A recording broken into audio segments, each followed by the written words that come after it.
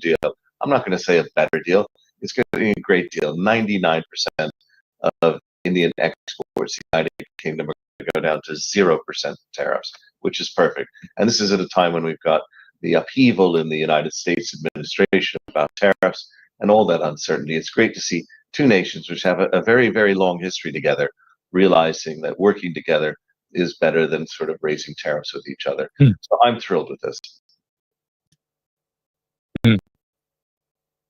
But for you, what were the significant hoops that had to be jumped? Because many believe it's a very complex deal. It's not been easy. Yes, well, the first thing to state is I'm coming at this as a Chamber of Commerce, as a businessman, and I'm dialing in from the City of London while I see you're over there in Westminster. And we're both pleased that Modi has apparently just landed, which is exciting news. So what you opened this and said it's a whistle-stop tour. It may be a whistle-stop tour, but this stop is much more than a whistle. It's a loud foghorn, and we're very, very pleased with it.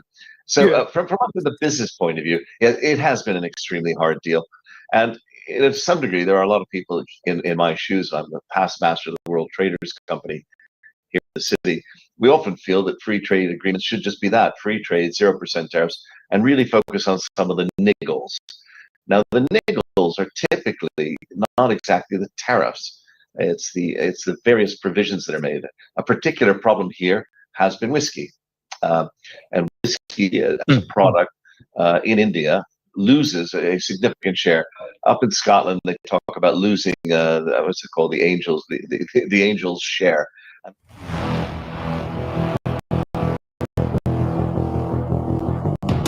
It's a historic trade deal that also perhaps resets history.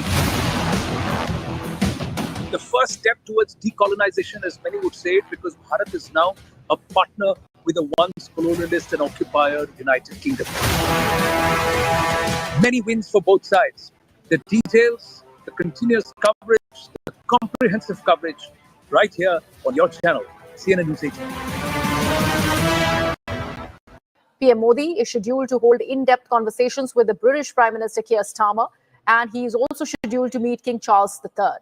The main focus will be on enhancing trade and defense cooperation, marked by the formalization of a landmark India-UK free trade agreement. This free trade agreement aims to eliminate tariffs on 99% of Indian exports to the UK and also reduce tariffs on 90% of British products, promising a substantial boost to bilateral trade. Meanwhile, British Prime Minister Keir Starmer has hailed the free trade agreement as a major victory for jobs and growth, highlighting how the tariff cuts will bring lower prices on clothing, on footwear, and also on food items. Alongside economic matters, we are also learning that the Prime Minister is expected to raise issues with his UK counterpart on Khalistani extremism emanating out of UK, and also the key question of extradition of fugitive economic offenders. As I've been saying, the free trade agreement is essentially 99% of Indian imports into UK will be off the tariff list. It's a big, it'll come down to zero. Now, that's the big fillip for Indian exporters. And this is across about 14 different sectors of engagement between Indo-US engagements. And more importantly, areas where Bharat's share of the UK import pie was very small. That's where we will be making significant inroads because of this tariff load. So the FTA, the CETA, Comprehensive Economic Trade Agreement, or the FTA, Free Trade Agreement, will eliminate tariffs on 99% of Indian exports to the UK and reduce tariffs on 90% of British products, promising a substantial boost in bilateral trade. For every nation, viewers, we need to have, if we really need to become a power of a nation of economic heft, we need to have more exports in our balance of trade compared to the amount of imports into our country. So even if our imports go up, our exports have to radically go up. Now, let's try and understand some of the sectors, and I'll tell you the data why this is significant. Let's take textiles for the matter. Now, in textiles, UK's total imports are about 26.95 billion. They are lower than India's global exports, that is 36.71 billion. Bharat supplies only 1.79 billion to the UK. So you see the gap there. And this is because there was a trade duty of 8 to 12% in textiles. Now, the moment it comes to 0%, by default, what happens is Bharatiya exporters get competitive price-wise. And they can, Vietnam and Thailand and some of the other nations into the United Kingdom. So that's one big sector. The other big sector is agricultural produce. Again, labor intensive back home for us in Bharat, but UK is a nation that largely imports most of its food produce and its consumables. So why should items like mangoes, bananas, coconuts, basmati rice, and so many other staples, fruits, vegetables, which grow in abundance in Bharat, not be imported from Bharat into the UK, but from other places, especially when our produce, or when I say India's produce, is far better in quality, taste, because of these trade restrictions. Now, the CETA will remove not just the tariff, but also some of the SMS, sanitary and phytosanitary reasons now eased. That becomes significant because Bharat's share in the export pie then jumps up significantly. I'm just going to read out some of the other before we're hoping for Krishnan Murati from Pareto Economics to also join us now. Some of the data that stands out. Let's look at a category like chemicals. Now, in chemicals and allied products, India exports over 40.52 billion US dollars globally, against UK's imports of nearly 35.11 billion. But our exports, or India's exports into the United Kingdom, is less than $1 billion. It's only 843 million. So imagine what happens in this segment when it is zero duty. So these are things which are significant and big inputs which will happen, along with the bilateral engagement. The bilateral engagement is going to start now. There will be a press briefing and a brief statement by the two leaders, which should have visuals of the Prime Minister meeting Keir Starmer, an informal tete-a-tete that will happen in a brief statement in 20 London time, and then they will get into the bilateral engagements at 10:50. That is significant because in terms of fugitive repatriation, extradition treaties, for greater cooperation with respect to security, all these aspects will be covered. And of course, sharing of intelligence. A nation that is no longer perceived as a colonial vassal state, erstwhile colonial vassal state, but now a true partner in development, long-term engagement. That's the shift that's happened. Let's listen to the High Commissioner. As I've been saying, the free trade agreement is essentially the substantive negotiations finished on the 6th of May. The scrubbing work is underway. It would, of course, not be proper for me to speculate about when it will be signed. But the important point is the text has to be completely ready for it to be signed. And after that, of course, then we move to the ratification and implementation stage. But it's a good time for the relationship, the trade relationship in particular, and the extraordinary work done by the Commerce Ministry team and all of my colleagues here in the High Commission is a reason why we're in a great position to look at the future of the India-UK relationship. So there are at least about 14 different categories that include gems and jewelry, sports goods and toys, plastics. There is also chemicals, there is pharmaceuticals, there is electronics and software, engineering goods, EPC, and then there will also be plantation sector. There is the food processing sector, the food processing industry itself, where UK imports $50.6 billion worth of processed food, but Indian products make up just about 309 million, 0.5%. So the moment it's a zero duty market access, imagine the food processing industry in Bharat, the MSMEs who are in this sector, what are the big opportunities the UK market actually presents itself.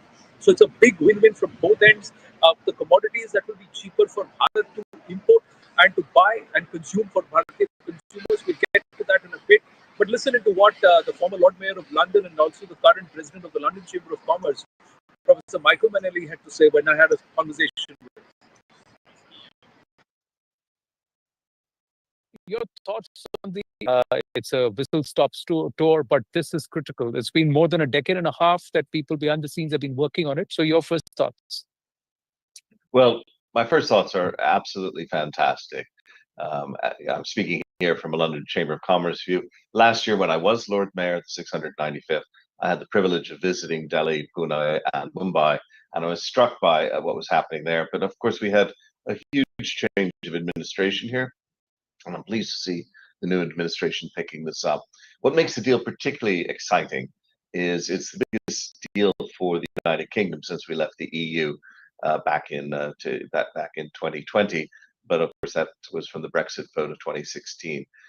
Our estimate is the deal is going to add about 4.8 billion pounds to our economy and 2.2 billion pounds in wages every year.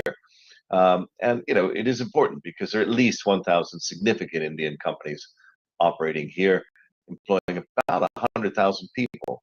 So it's a very important sector for us. But it's equally important for India. Trade to me is always about both ways. And in fact, in many ways, India gets an extremely good deal. I'm not going to say a better deal. It's getting a great deal. 99% of Indian exports to the United Kingdom are going to go down to 0% tariffs, which is perfect. And this is at a time when we've got the upheaval in the United States administration about tariffs and all that uncertainty. It's great to see two nations which have a very, very long history together, realizing that working together is better than sort of raising tariffs with each other. So I'm thrilled with this. But for you, what were the significant hoops that had to be jumped? Because many believe it's a very complex deal. It's not been easy. Yes, well, the first thing to state is I'm coming at this as a Chamber of Commerce, as a businessman, and I'm dialing in from the City of London while I see you're over there in Westminster. And we're both pleased that Modi has apparently just landed, which is exciting news. So what you opened this and said it's a whistle-stop tour. It may be a whistle-stop tour, but this stop is much more than a whistle. It's a loud foghorn, and we're very, very pleased with it. So from the business point of view, it has been an extremely hard deal. And to some degree, there are a lot of people in my shoes. I'm the past master of the World Traders Company here in the city. We often feel that free trade agreements should just be that, free trade, 0% tariffs, and really focus on some of the niggles. Now, the niggles are typically not exactly the tariffs. It's the various provisions that are made. A particular problem here has been whiskey. And whiskey as a product in India loses a significant share. Up in Scotland, they talk about losing what's it called, the angels share, and that's the amount that evaporates out of a cask every year, which up there is about, I think, 2% a year. In India, where it's very, very hot, you lose about 3 times that amount.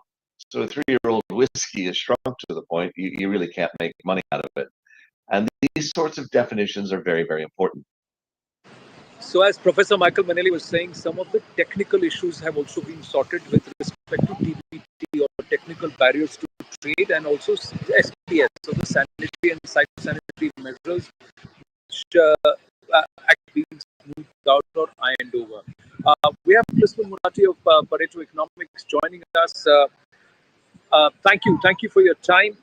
Some of the top lines on this is where we're talking about whiskey. So at least under this agreement, tariffs on Scotch whiskey and gin will drop from 150 to 75% immediately, and further to 40% over the next 10 years. Medical device, along with cosmetics, salmon, chocolates, biscuits, a lot of the consumables, which are largely UK imports, become cheaper. Aerospace components also will become cheaper.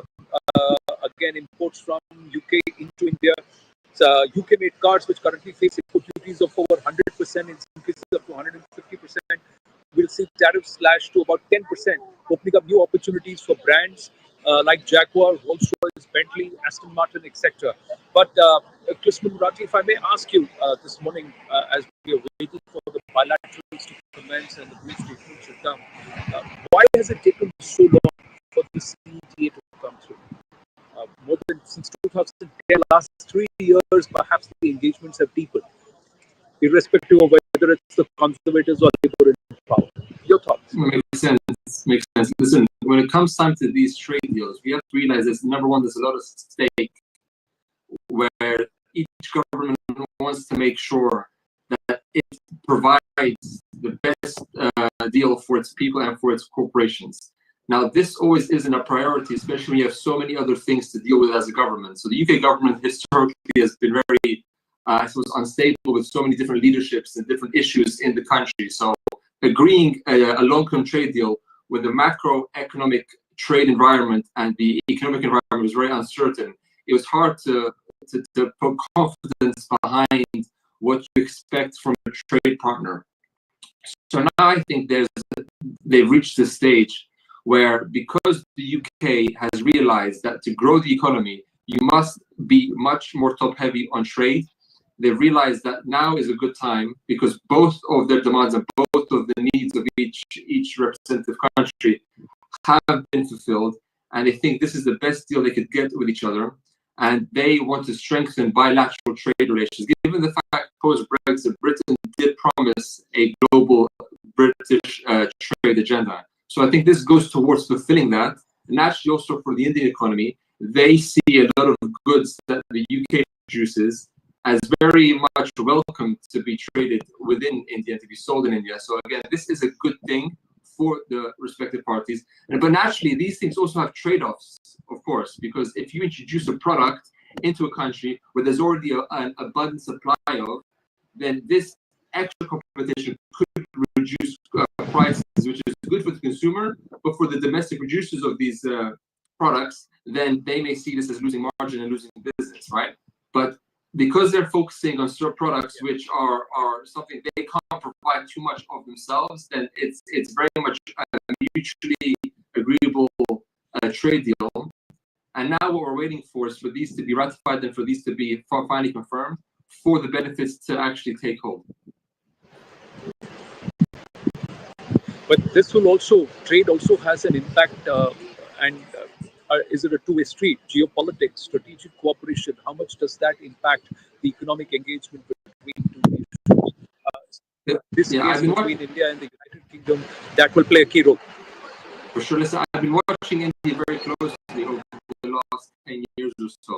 And what's been impressive about the way that they've been handling geoeconomics is that they've really had a very independent view of how they maneuver within international relations. You know, your foreign minister has been very vocal on how the world should perceive India and the independence of India's foreign policy.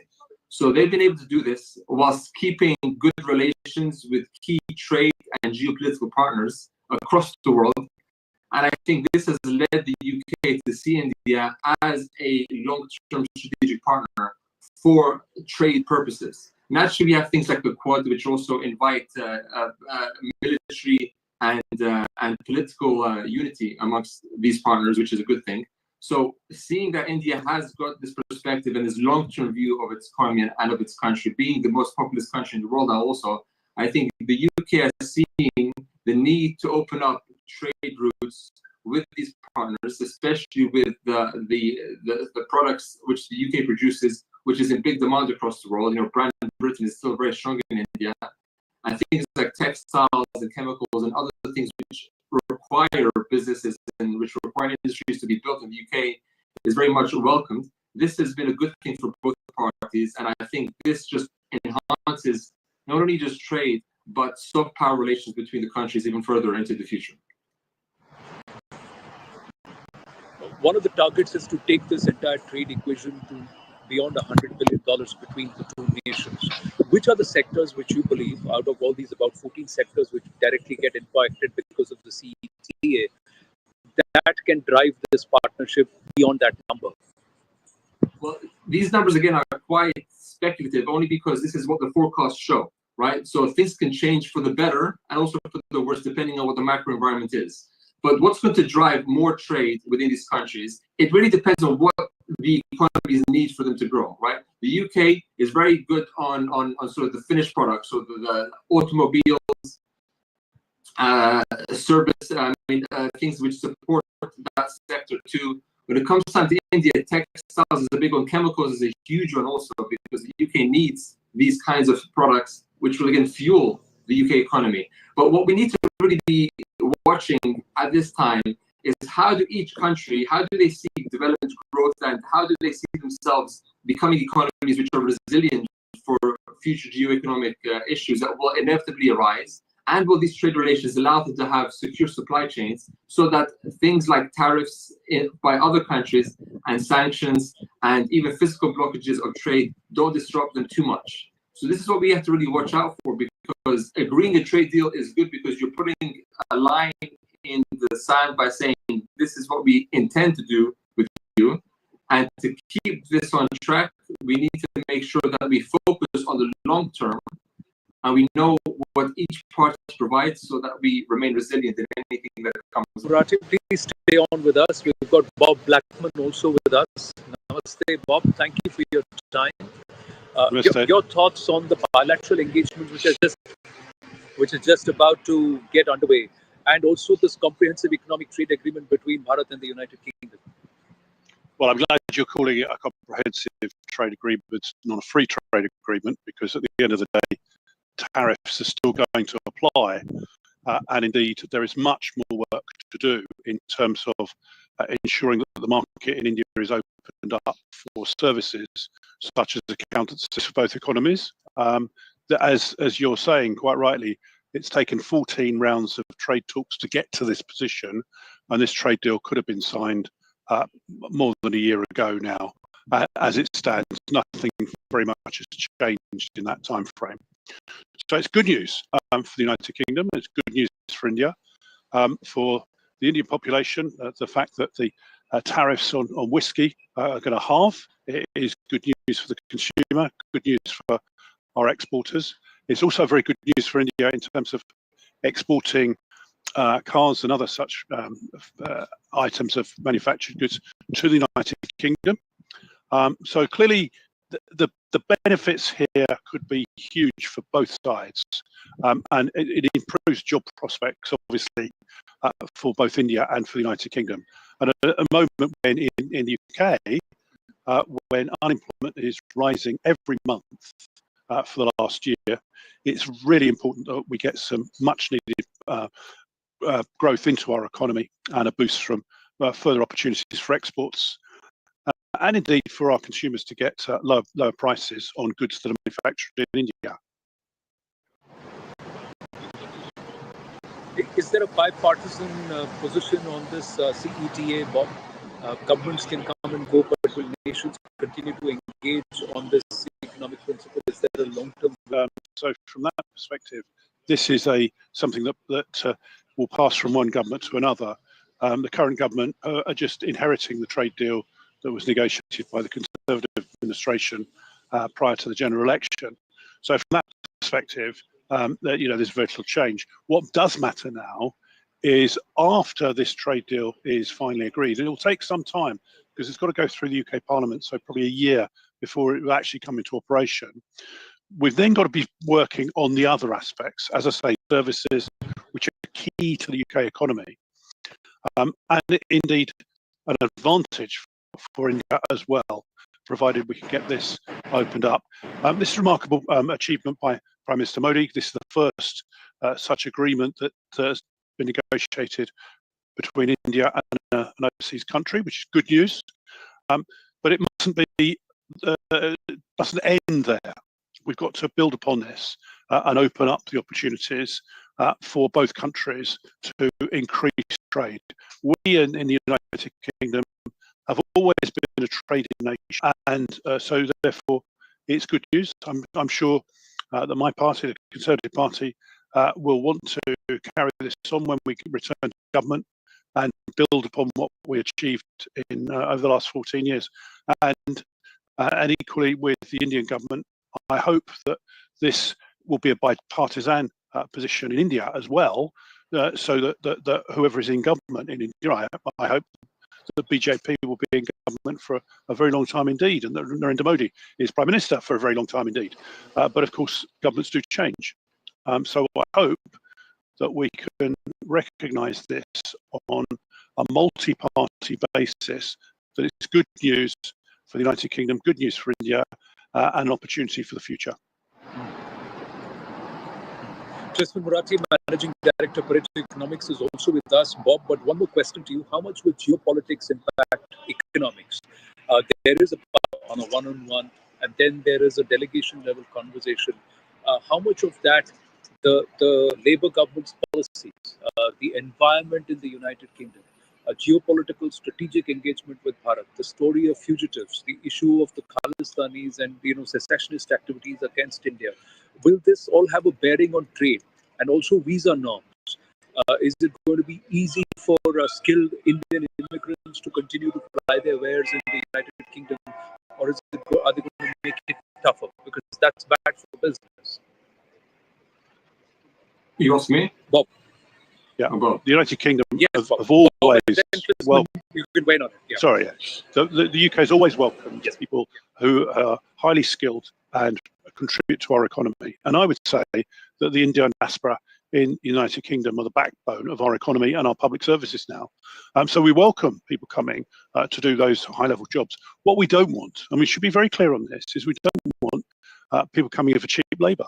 That's the last thing that we want to do, because it doesn't benefit anyone, frankly. On the geopolitical side, it is quite clear that this is always a person-to-person relationship. Narendra Modi has had an excellent working relationship with successive UK Prime Ministers. I'm pleased that he's forming a relationship with Keir Starmer, our Prime Minister. But the reality is that we've got to keep this going, and we've got to make sure that this is seen to be our friendship between the United Kingdom and India. Now, when you come onto the aspect of Khalistanis, other terrorist activities, we in the UK suffer from terrorist activities as well. We know full well the penalties that if you allow terrorists to thrive and grow, then it is extremely damaging to life and limb, and also the economy. So we will be looking, certainly from my side, we're looking at what commitments are going to be made by the UK government to ensure that Khalistanis and the separatists are not allowed to cause disruption. Everybody is an advocate of free speech. They're quite vocal about it, and there is a certain level of liberalism that is allowed in the United Kingdom. But where does that stop, and does the freedom of expression stop at my nose? That's the other question. Can we have repeated scenes of what happened with the High Commissioner's office or the Indian Embassy last year? Can those scenes be allowed to be repeated? These are questions, Jasmine Murati, even as Prime Minister Keir Starmer is meeting Prime Minister Narendra Modi. Those pictures are coming in 2 or 3 minutes from now. We should have the joint statement or a brief statement by the two leaders also coming live. So we'll stay with this coverage. Jasmine Murati, your thoughts? Because I had asked you about the geopolitics influencing economics and trade.